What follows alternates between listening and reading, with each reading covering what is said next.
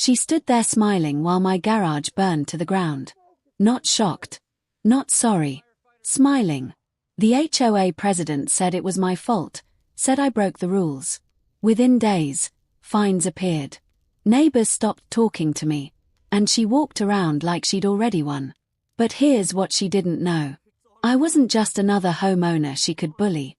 Weeks later, we were standing in a courtroom. She was laughing with her lawyer. Until the judge looked down, paused, and called my name. That smile vanished instantly. Because in that moment, she realized, this wasn't an HOA meeting anymore. And justice was finally in the room. When I first moved into the neighborhood, I honestly thought I had finally caught a break. The houses were neat. The lawns were trimmed. The streets were quiet in the evenings. It felt safe. Predictable.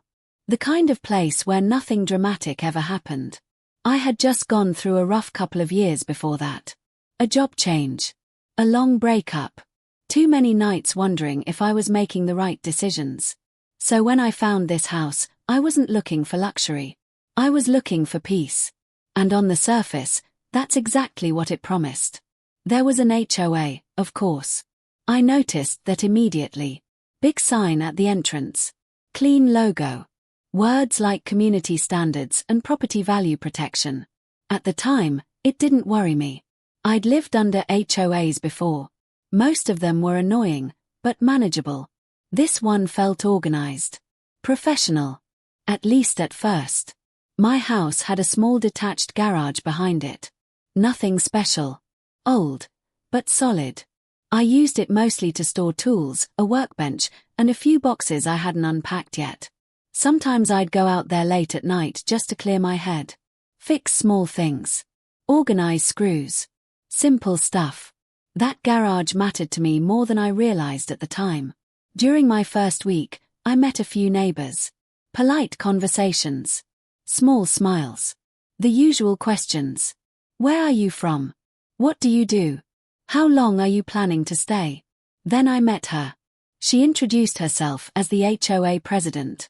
She didn't smile the way most people do. It was tight. Controlled. Like she was already measuring me. Judging me. She told me the rules before she told me her name. No trash cans left out. No unauthorized structures. No changes without approval. She said it calmly, but there was something sharp underneath it. Like she was used to being obeyed. I nodded. Thanked her. Told her I appreciated well-run communities. She seemed satisfied by that. At first, things were quiet. Weeks passed. Then months. I paid my HOA fees on time. I kept my lawn neat. I didn't host loud parties or park in the wrong spots. I didn't want trouble. I never do. But slowly, I started noticing things. Certain neighbors never seemed to get notices, even when they clearly broke rules.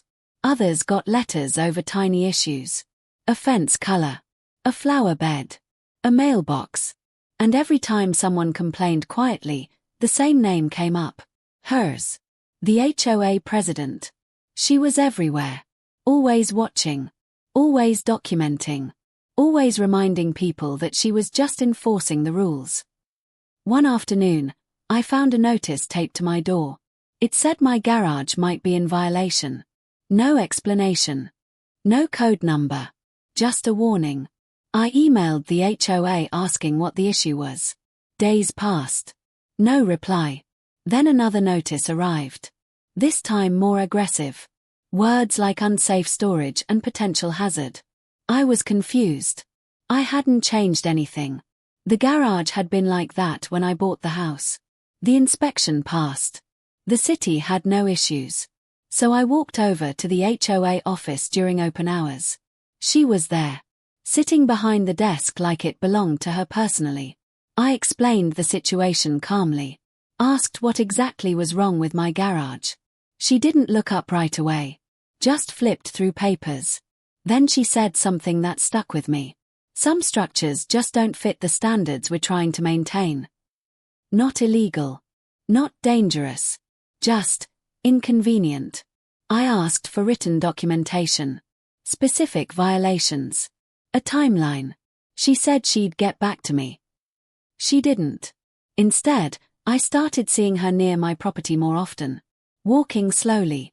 Looking at the garage. Taking notes. Once, she took a photo. That's when I realized something important. This wasn't about rules. This was personal. I still don't know why. Maybe she didn't like that I asked questions. Maybe she didn't like that I didn't act scared. Or maybe she just needed a target. Whatever the reason, my garage had become a problem. I tried to stay calm. I documented everything. Emails. Notices. Dates. Times. I believed that if I stayed reasonable, this would pass. I was wrong. One evening, I came home later than usual. The sky was already dark. As I pulled onto my street, I noticed flashing lights ahead. Red. Blue. And something else. Orange. I parked the car and ran. My garage was on fire. Flames climbed the walls like they were alive. Smoke filled the air. Firefighters were already there, trying to control it. Neighbors stood around in clusters, whispering. And standing closer than anyone else was her. She wasn't crying. She wasn't shocked. She was watching. Arms crossed. Face calm. When she noticed me, our eyes met. And for a brief moment, she smiled. That smile didn't reach her eyes. It was the smile of someone who thought the problem had finally taken care of itself. At that moment, I didn't think about lawsuits. Or revenge. Or justice. All I could think was this simple, terrifying truth. This wasn't an accident. And somehow, she already knew that too. The firefighters worked for hours. By the time they were done, there wasn't much left of the garage. The roof had collapsed. The walls were blackened and cracked. Everything I had stored inside was either burned or soaked in dirty water. Tools. Old boxes. Papers I never thought I'd need again. All gone. I stood there in silence while the smoke slowly faded into the night air. Neighbors hovered nearby, pretending to care. A few said they were sorry. Most avoided my eyes. She didn't say a word. The HOA president stood there until the last fire truck pulled away. Then she turned and walked home, like she'd just finished checking something off a list. That image stayed with me. The next morning, I expected questions. Support. At least basic human concern. Instead, I got a letter. Not from the city. Not from insurance. From the HOA. It stated that my garage fire was caused by improper storage of flammable materials and that I was responsible for cleanup costs, fines, and immediate removal of the damaged structure. No investigation. No waiting for reports. Just blame. I felt something shift inside me when I read that letter. A mix of anger and disbelief. The fire department hadn't even completed their report yet. But she had already decided the story. I called the HOA office. No answer. I emailed. No response. 2 days later, another notice arrived. Higher fines. Stronger language. Threats of legal action if I didn't comply immediately. That's when I realized this wasn't just about control anymore. She was trying to bury me. Insurance didn't help much at first. They said they needed the official fire marshal's report before making any determinations. Fair enough.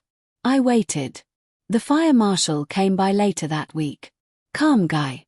Professional. He asked detailed questions. Took photos. Measured burn patterns. Looked at debris carefully. He didn't say much, but before he left, he paused. "This doesn't look like an accident," he said quietly. That sentence hit me harder than the fire itself. A few days later, the report came back. Cause. Suspicious. Possible use of an accelerant. Investigation recommended. I forwarded that report straight to the HOA. Within hours, I got a reply. Not an apology. A warning. They said the HOA was not responsible for criminal investigations and that I should focus on compliance rather than accusations. That was her voice. I could hear it in the wording. At the same time, the neighborhood changed. People stopped waving. Stopped talking. I'd hear whispers when I walked by. Someone's garage caught fire. Joy says he was careless. Dangerous. She was controlling the narrative. And she was good at it. Then the fines started stacking up. Weekly. Late fees. Administrative fees. Legal processing fees. I was paying HOA dues just to be punished. I attended an HOA meeting hoping to defend myself. She ran it like a courtroom where she was judge and jury. When I tried to speak, she cut me off. "This is not the place for emotional outbursts," she said. Emotional. My property had just burned down. I looked around the room. Other board members avoided my eyes. They nodded when she spoke. They didn't challenge her. They didn't ask questions. Either they were scared of her, or they benefited from her power. That night, I went home and sat in the dark living room. I didn't turn on the lights. I didn't eat. I just sat there listening to the quiet. That's when I made a decision. If she wanted paperwork and rules, I would give her exactly that. I started documenting everything. Every email. Every letter. Every fine. I pulled HOA bylaws. State property laws. Fire codes. Liability statutes. I wasn't doing this out of revenge yet. I was doing it to survive. Then something unexpected happened. A neighbor knocked on my door late one evening. An older man. Lived 3 houses down. He looked nervous. He told me he had seen someone near my garage the night of the fire. Someone carrying something. Someone he recognized. He didn't say her name out loud. He didn't need to. He said he didn't want trouble. Didn't want his own fines. But he felt guilty. I thanked him. Didn't push. Later that week, another neighbor emailed me anonymously. Said they had security cameras facing the street. Said they might have footage, but they were afraid to share it. That fear told me everything. This wasn't just about me anymore. This was about abuse of power. I hired an independent investigator quietly. Not through the HOA. Not through the neighborhood. Through old contacts. I also contacted the city about the HOA's behavior. Filed formal complaints. Requested records. And that's when I remembered something I hadn't thought about in years. Before I left my previous career, before I tried to live quietly, I had been trained to handle exactly this kind of situation. I wasn't just someone who read legal documents. I used to write them. I used to argue them. I had stepped away from law because I was tired.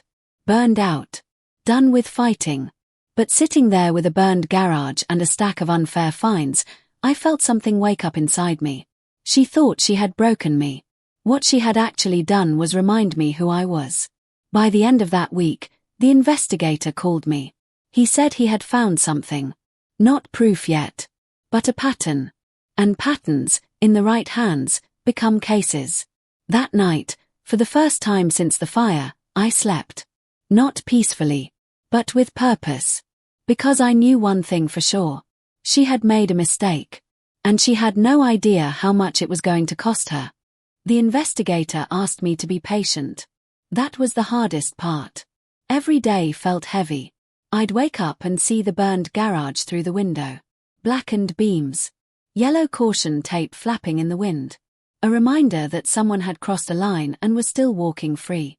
Meanwhile, the HOA kept moving like nothing had happened. Another letter arrived. This one said the damaged garage was now an eyesore and a violation of community standards. They gave me a deadline to remove it completely or face additional penalties. They were punishing me for something I hadn't even been allowed to investigate properly. I replied formally. Attached the fire marshal's report. Requested that all enforcement actions be paused until the investigation concluded. She replied within 10 minutes. Denied. No explanation. Just a short message saying the HOA had discretion and was exercising it. That word. Discretion. It sounded harmless. Professional. But in her hands, it meant absolute control. I could feel the pressure building. Financial stress. Emotional stress. The quiet judgment of neighbors who believed the story they'd been fed. I had to leave the house more often just to breathe. One afternoon, I drove to a nearby park and sat in my car for almost an hour. I didn't listen to music. I didn't check my phone. I just sat there staring at the steering wheel. That's when it hit me how isolated I had become. She had turned the neighborhood into a wall. But walls crack. The investigator called again later that week. This time his tone was different. Careful. Focused. He said he'd managed to speak with 2 neighbors off the record. Both had seen the HOA president near my garage late at night on more than one occasion before the fire. One remembered her carrying a red container. The other remembered the smell. Gasoline. Neither wanted to testify yet. They were afraid of retaliation. I didn't blame them. I understood that fear now. Then came the footage. One of the neighbors had security cameras covering part of the street. Not the garage directly, but close enough. The video showed a figure walking toward my property late at night. The image wasn't clear, but the height, the posture, the way the person walked. I recognized it immediately. So did the investigator. But recognition wasn't enough. We needed motive, opportunity, proof of authority abuse. That's when we started digging into her history. HOA records, meeting minutes, emails. Patterns emerged fast. She targeted certain homeowners. Ones who questioned her. Ones who asked for documentation. Ones who didn't fall in line. In almost every case, enforcement escalated until the homeowner either moved or gave up. Mine was just the most extreme example. And she thought she could get away with it because she controlled the board. What she didn't realize was that control creates records. And records don't lie. The investigator found deleted emails on an old HOA backup server. Messages she thought were gone. One of them made my stomach turn. It said, "Once the garage is gone, he won't be a problem anymore." No joke. No metaphor. A statement. That email alone wasn't enough to prove arson. But it showed intent. It showed planning. It showed malice. At the same time, the city responded to my complaints. They scheduled a formal review of the HOA's enforcement practices. Requested internal communications. Financial records. Suddenly, the pressure wasn't just on me anymore. She noticed. Her behavior changed. She stopped walking past my house. Stopped sending frequent emails. The fines slowed. But when we did cross paths, her eyes followed me. Calculating. Watching. She knew something was happening. Then she tried a different approach. One evening, she knocked on my door. No clipboard. No official tone. Just her. She said there had been misunderstandings. That maybe things had gone too far. That the HOA wanted to resolve things peacefully. She suggested I drop the complaints. Drop the investigation. In exchange, the HOA would reduce my fines and help me move on. She never apologized. I told her I'd think about it. She smiled again. That same tight smile. But this time, I noticed something else. Fear. Not panic. Not desperation. Controlled fear. The kind that shows up when someone realizes they may have miscalculated. After she left, I sat down and wrote a timeline. Every interaction. Every letter. Every violation. I sent it to the investigator. Sent copies to the city. Sent one to myself. I was done being reactive. We were building a case now. The investigator warned me that once this went public, it would get ugly. That people would turn on me. That she would try to discredit me. I told him I was ready. I had already lost my garage. My reputation. My peace. What else could she take? A few days later, I received a notice. She had filed a civil complaint against me on behalf of the HOA. Claimed I was defaming the association. Accusing leadership without proof. Causing harm to community trust. It was meant to scare me. Instead, it confirmed everything. Because innocent people don't sue to silence questions. They answer them. I read the complaint carefully. Then I smiled for the first time in weeks. She had just made this official. And she had no idea who she was up against. The complaint arrived in a thick envelope. HOA letterhead on the front. Legal language inside. Pages and pages of accusations written to make me look unstable. Reckless. Vindictive. She claimed I was spreading false rumors about the fire. That I was attacking her character. That my complaints were harming property values. She even implied that I might have caused the fire myself. That was the moment I stopped feeling afraid. Because this wasn't just harassment anymore. This was defamation. And it was sloppy. I read every page slowly. Highlighted statements. Took notes in the margins. She had overplayed her hand. The HOA had filed the case in county civil court. A standard move. Intimidating for most people.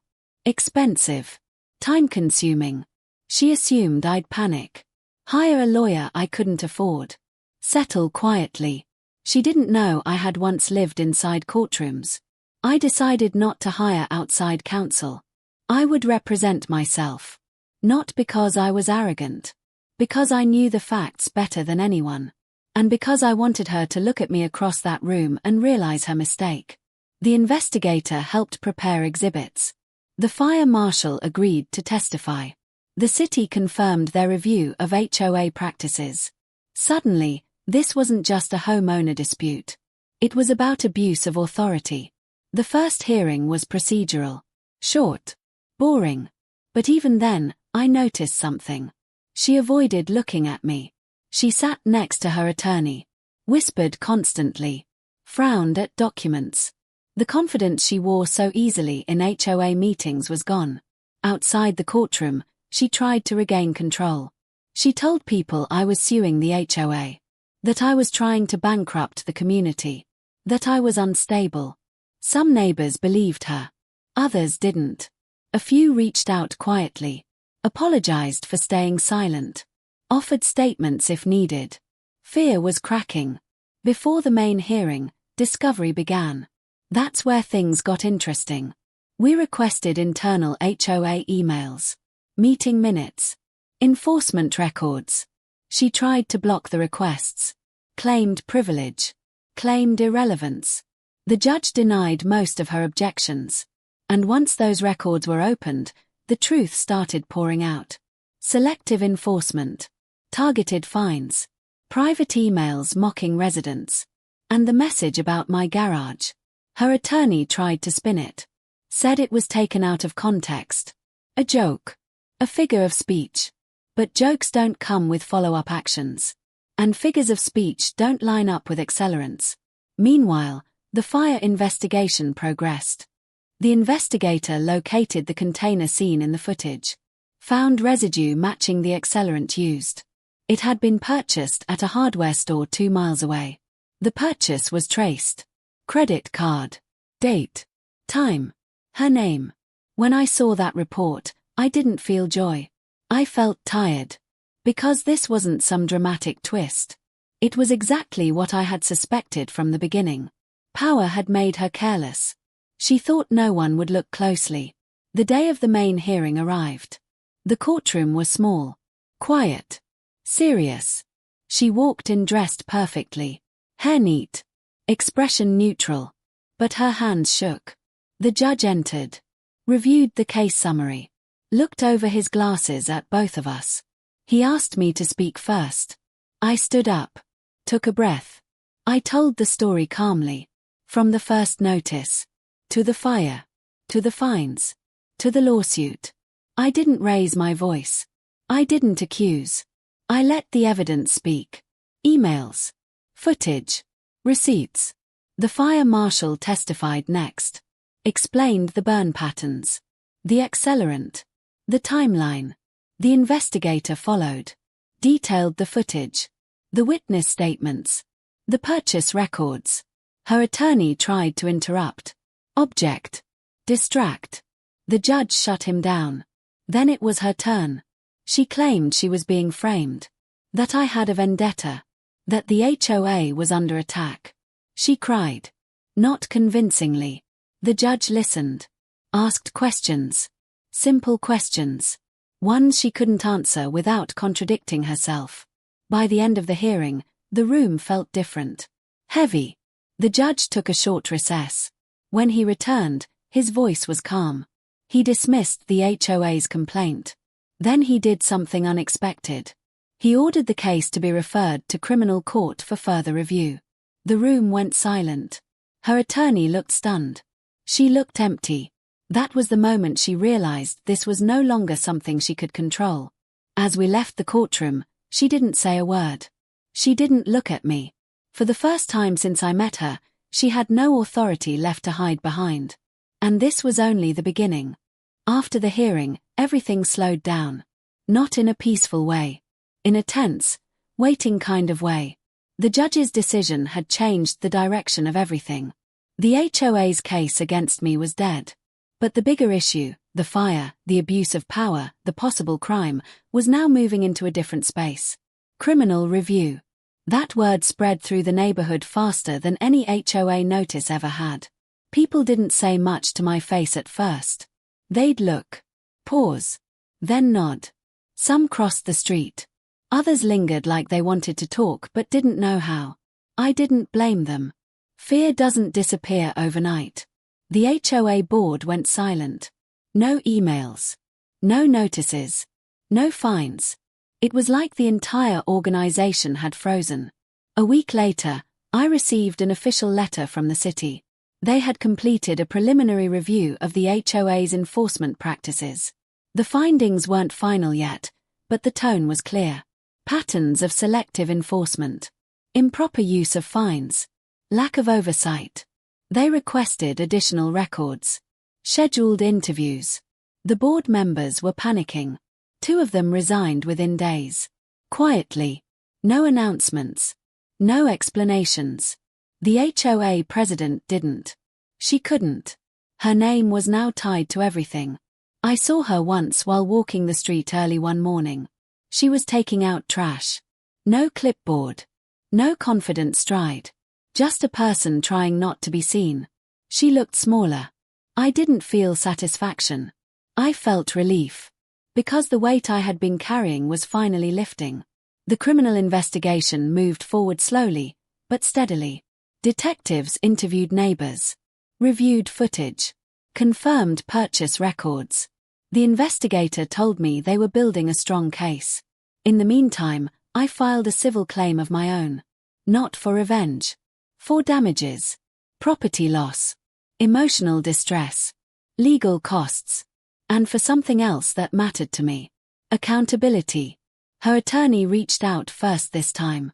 He asked if I would consider settling quietly. No admission of guilt. Confidential agreement. I said no. Not because I wanted to destroy her. But because silence is what allowed her to do this in the first place. Word got out that I was standing firm. Neighbors started talking. Not whispering. Talking. Stories came out.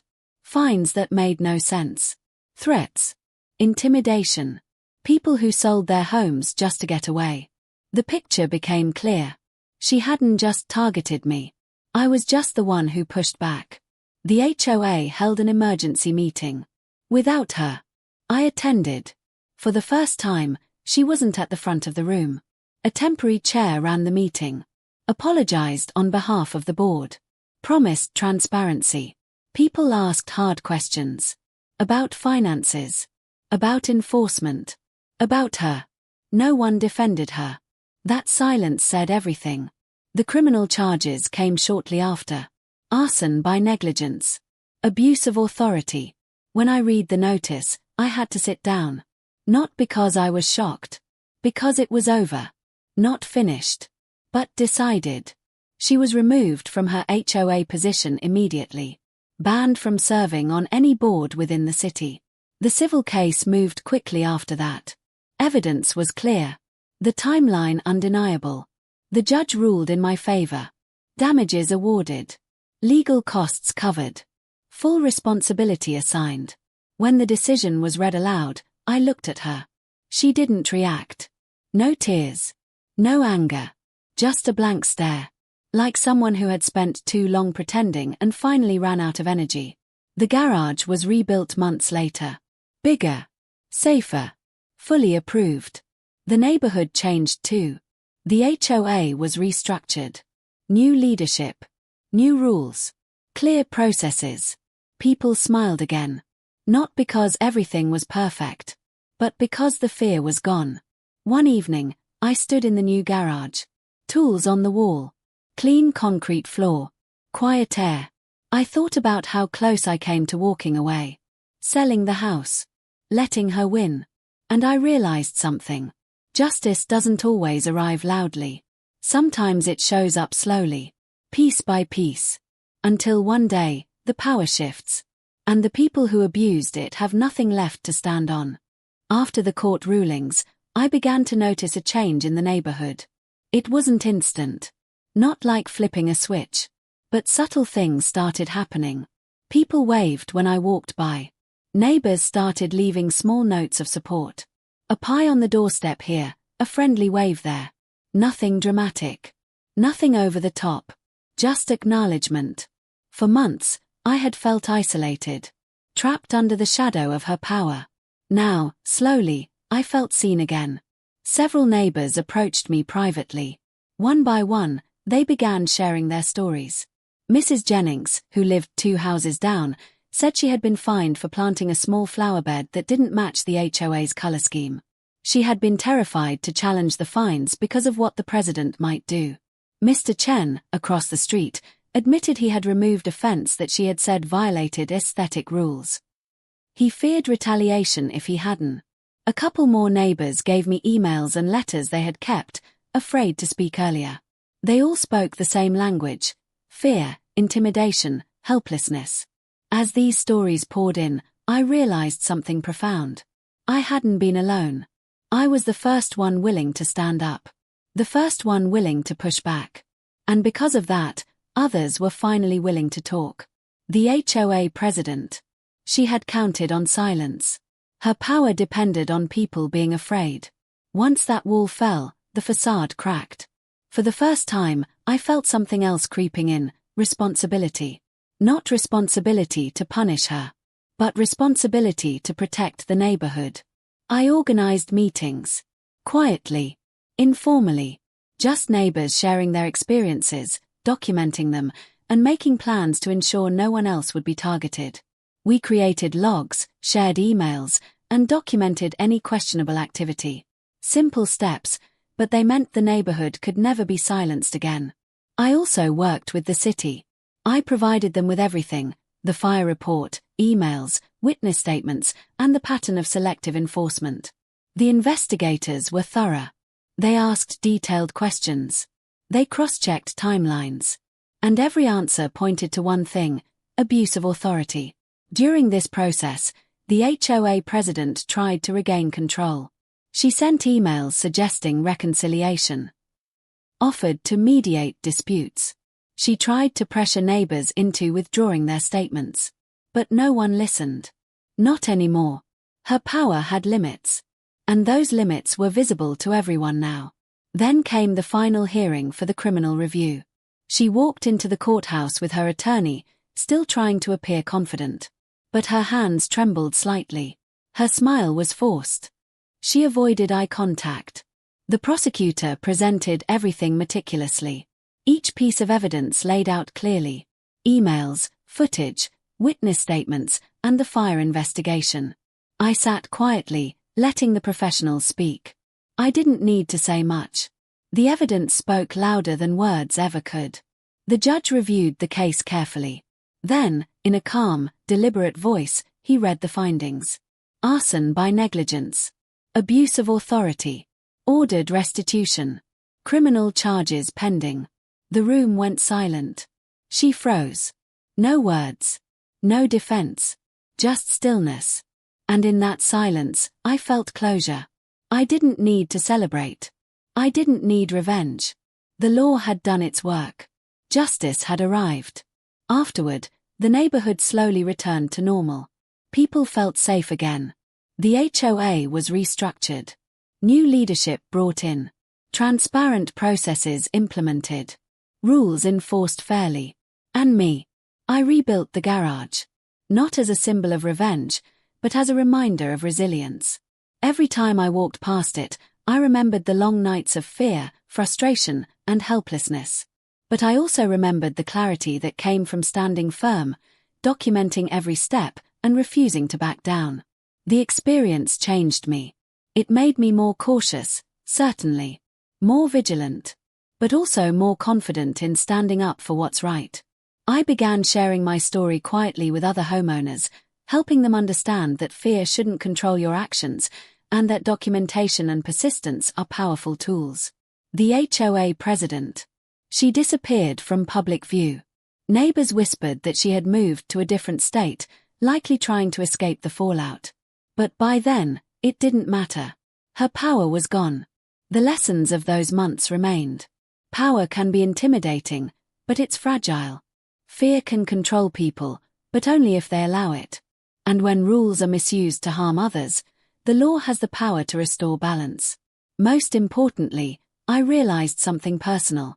Fear is temporary. Resilience is permanent.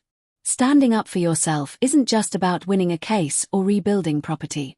It's about reclaiming your life, your peace, and your dignity. I still see her occasionally, through social media or passing references in the neighborhood. And each time, I feel the same calm certainty. She thought she had one. But she never realized that when the truth finally surfaced, it would leave her powerless. Rebuilding the garage wasn't just about replacing burned wood and metal. It was about reclaiming my life. After months of hearings, investigations, and meetings, I finally had the chance to start fresh. But the work wasn't simple. Insurance had covered part of the cost, but I had to deal with contractors, permits, and inspections. Each visit to the construction site reminded me of the fire, of the smoke, of the fear, of her smile that night. The first day I walked onto the site, I took a deep breath. I looked at the charred remains, the blackened beams, the scorched driveway. I imagined a bigger, stronger structure rising from the ashes. Something that could withstand storms, accidents, and, metaphorically, people who tried to control me. The contractors were sympathetic. They knew the story, in part, because I shared just enough. They saw my frustration. They saw my drive. But they also understood my need for closure. Each nail I hammered, each beam I placed, each coat of paint I applied became a small act of reclaiming control. I didn't just rebuild a garage. I rebuilt the sense of safety that had been taken from me. Neighbors watched. Some asked questions. Some smiled. Some nodded quietly, as if to say, "We see you. You stood up, and we're proud." I started documenting this too. Photos, receipts, progress logs. Not for a case. Not for proof. But for myself. To mark the passage from fear to resilience. During this time, I also noticed changes in the neighborhood. People began taking small risks, speaking up, sharing stories of minor disputes with the HOA or past harassment. The fear that had hung over the community like a cloud started to dissipate. For the first time in months, I felt a sense of belonging again. I still thought about her sometimes. The HOA president. The woman who had caused all this chaos. I wondered if she realized the ripple effects of her actions. If she understood that trying to intimidate one person could awaken a whole neighborhood. I knew I wouldn't feel complete until the final court proceedings concluded. Criminal charges were still pending. But the knowledge that accountability was coming gave me peace. One morning, I received a call from a local news outlet. They had heard about the case, the HOA abuse, and the fire. They wanted to cover the story, with my permission. I was hesitant at first. I didn't want fame or attention. I wanted justice and closure. But I realized that sharing the story could help others. People in other neighborhoods, dealing with overreaching HOAs, could learn from this experience. I agreed. The reporter came over. We walked through the rebuilt garage, spoke about the events, and I shared what I had learned. Document everything. Keep calm. Don't let fear dictate your actions. And when rules are misused to harm, persistence and evidence can be your strongest allies. The article went live. Responses poured in. Messages from strangers thanking me. Stories from other homeowners who had faced intimidation. Offers of support. Advice. Solidarity. For the first time, I saw a larger impact. This wasn't just my fight anymore. It was part of a bigger conversation about fairness, accountability, and standing up for oneself. The HOA president never contacted me again. No emails, no calls, no letters. Word spread that she had resigned, moved away, and the new HOA leadership was implementing stricter oversight. Transparency meetings, fair enforcement, documented procedures, things that should have existed all along. Even some of her former allies admitted quietly that she had gone too far. For me, this was more than satisfaction. It was closure. I spent a Saturday afternoon in the new garage, installing shelving and organizing tools. I paused and looked around. The walls were freshly painted. The windows let in warm sunlight. The smell of fresh wood and paint replaced the smoke that had haunted me for months. And then I realized something important. The garage had been a symbol, a trigger, a target. But it also became a catalyst. It forced me to reclaim my voice, to stand firm, to demand accountability. It forced the neighborhood to confront fear, to recognize patterns of abuse, to take collective action. And in that process, something unexpected happened. Trust returned. The people around me, the neighbors who had once avoided eye contact, began to open up. Conversations became easier. Smiles became genuine. And even the simple act of waving across the street felt meaningful. That's when I understood the deeper lesson of all this. Justice isn't just about court rulings. It's about restoring balance. It's about rebuilding trust, confidence, and a sense of security. It's about proving, to yourself and to others, that fear cannot dominate if you refuse to let it. The HOA president thought she had the upper hand. Thought she could intimidate, manipulate, and silence. But she underestimated the power of persistence, the clarity of evidence, and the strength of someone unwilling to give up. As I stood there, in my garage, surrounded by tools and sunlight, I felt a quiet pride. Not arrogance. Not revenge. Pride in resilience. In patience. In the courage to stand up when the odds felt overwhelming. Life didn't magically return to perfect. There were still small issues, minor conflicts, and challenges. But the foundation had shifted. Fear no longer dictated daily life. The community had strength again. And I had proof, tangible proof, that even the smallest acts of courage can ripple outward. The garage, once destroyed by fire, now stood as a monument, not to her power, but to perseverance. And for the first time in a long time, I could breathe freely. Months passed after the final rulings. The neighborhood felt lighter. Streets that once seemed tense and watched were now calm. People greeted each other freely. There was a subtle sense of camaraderie, like we had survived something together and emerged stronger. I spent a lot of time reflecting on what had happened. Not just the fire or the legal battles, but everything leading up to it. Every small email, every notice, every encounter with the HOA president. Every moment I had doubted myself. Every time I had wondered if I should just leave. I realized something important. The situation wasn't about me personally. It was about power. About control. About someone who had never faced accountability. And when people misuse power, they make mistakes. Big mistakes. She had assumed silence, fear, and compliance. That was her strategy. And it worked, for a while. But I refused to comply. I refused to stay silent. That choice changed everything. I started thinking about all the things I had learned through the ordeal. Document everything, every letter, email, conversation, and notice mattered. Without documentation, I would have had no case. It felt tedious at times, but each record became a piece of the puzzle that revealed the truth. Stay calm, stay rational. Fear and anger are natural, but they can cloud judgment. I made conscious choices to respond calmly, professionally, and legally.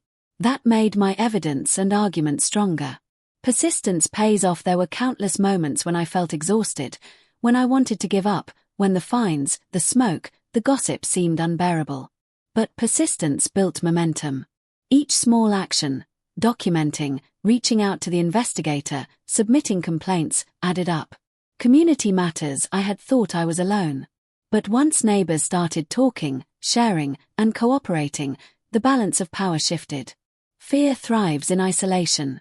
Courage spreads in numbers. Justice is a process. It wasn't instant. It wasn't always visible. The wheels of law turned slowly, and sometimes painfully. But evidence, patience, and persistence eventually force accountability. I also thought about the HOA president. She had made critical mistakes.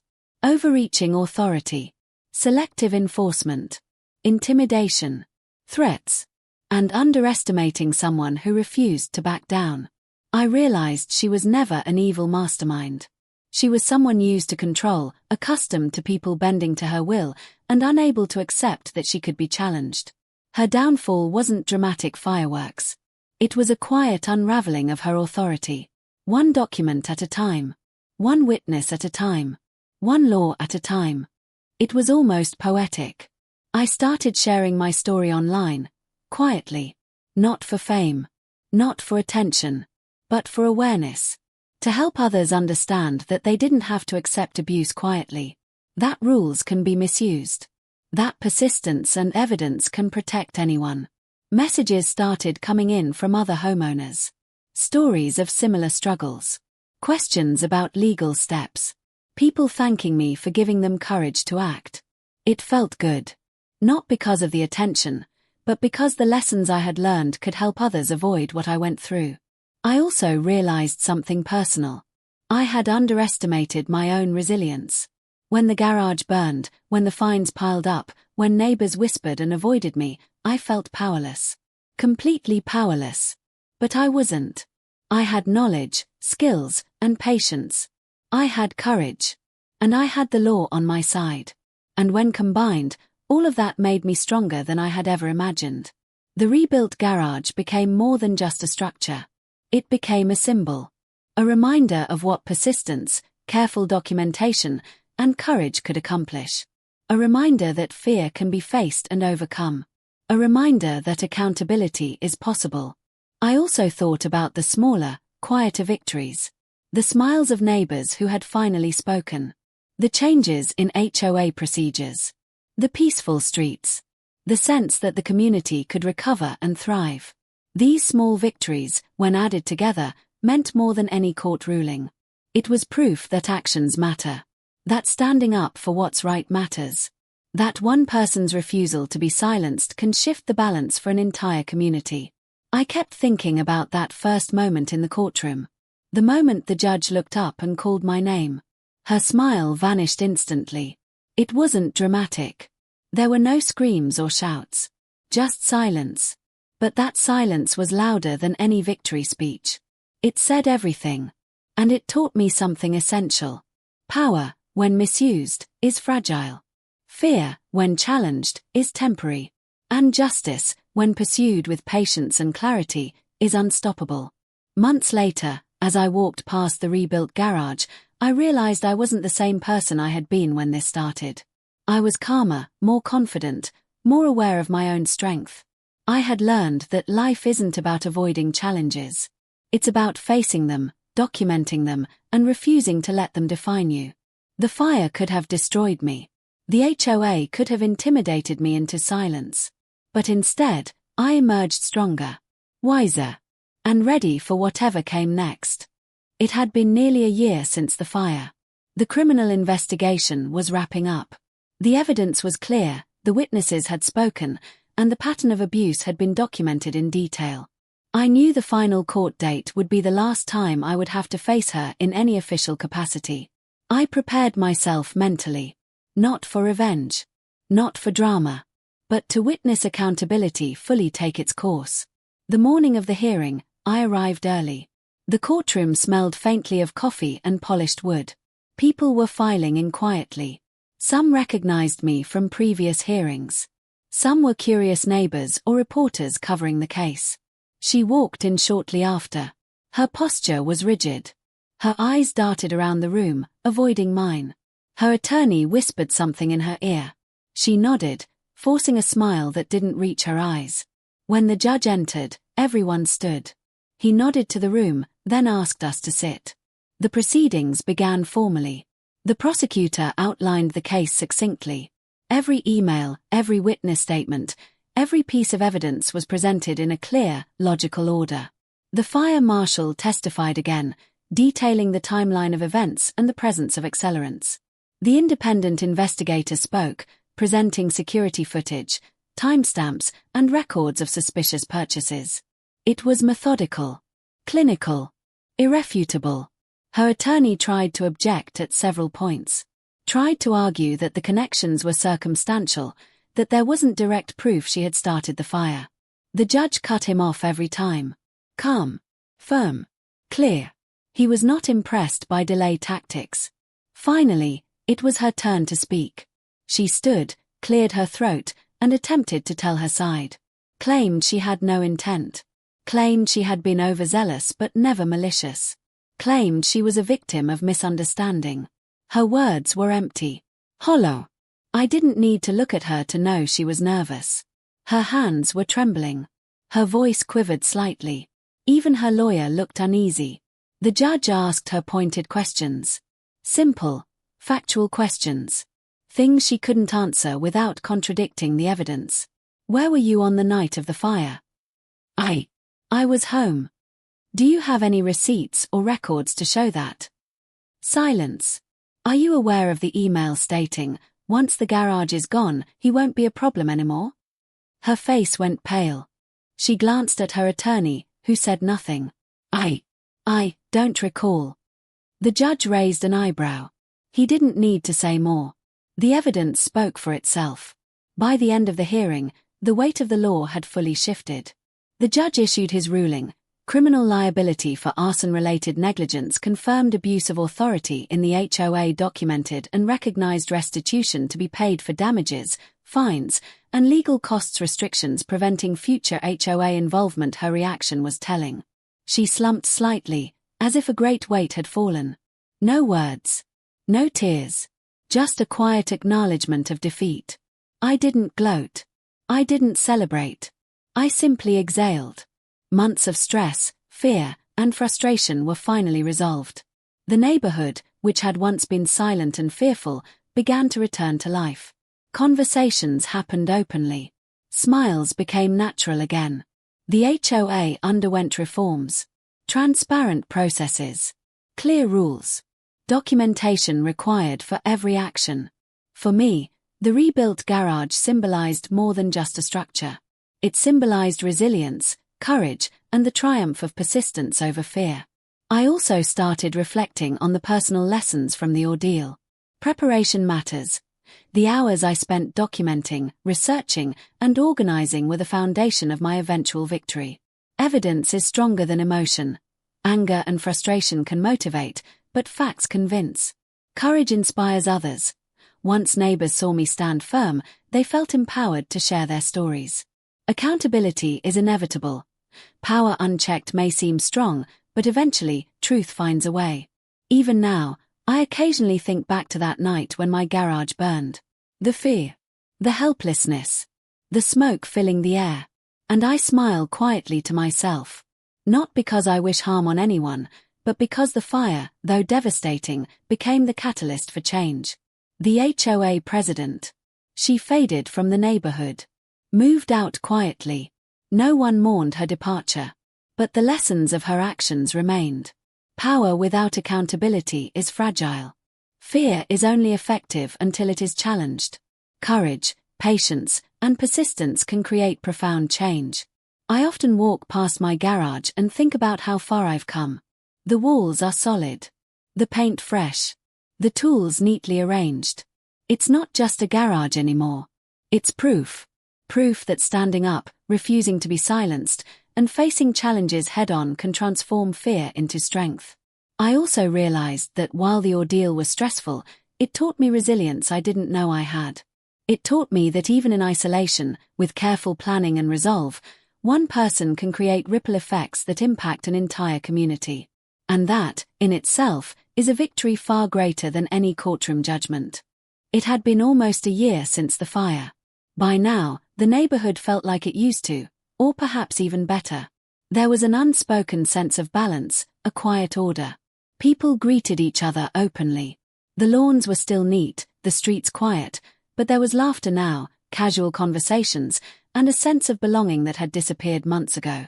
The HOA had been restructured completely.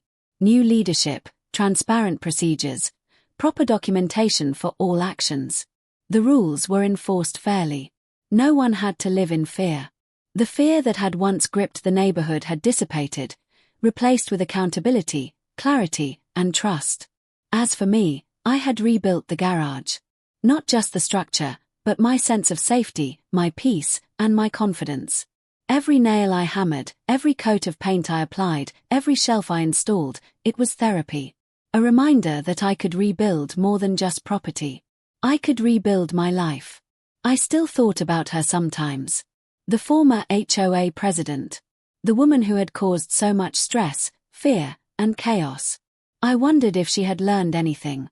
If she understood the damage she had done, not just to me, but to others. I doubted it.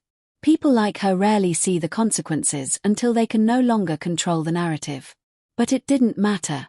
What mattered was that accountability had been enforced. Justice had arrived.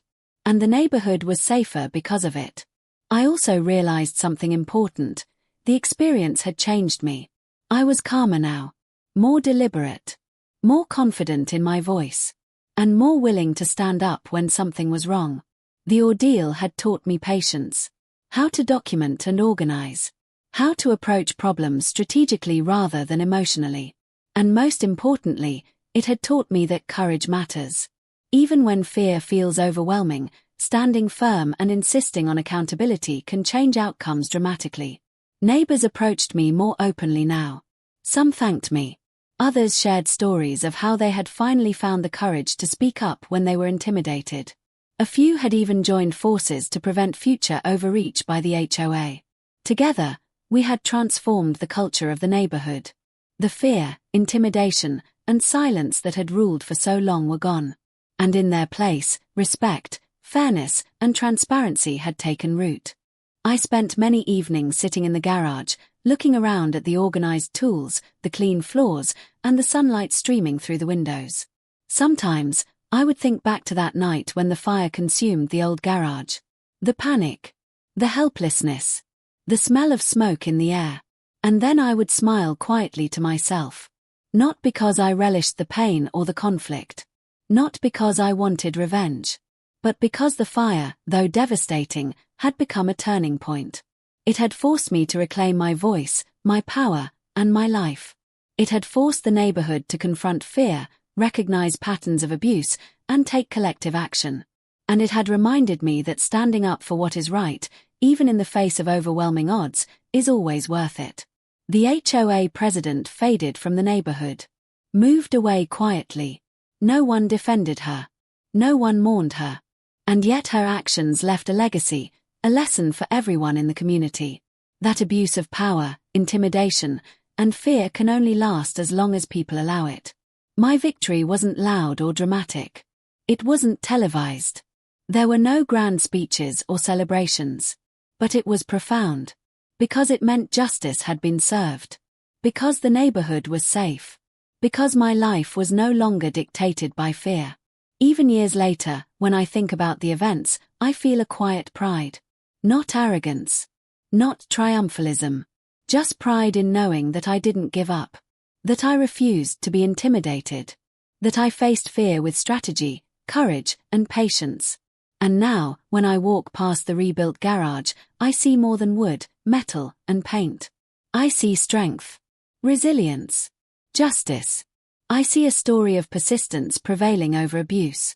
And I know, in my heart, that the neighborhood, and I, are stronger because of it. The smoke cleared, the walls stood tall, and peace returned. Not because fear disappeared entirely. It never does.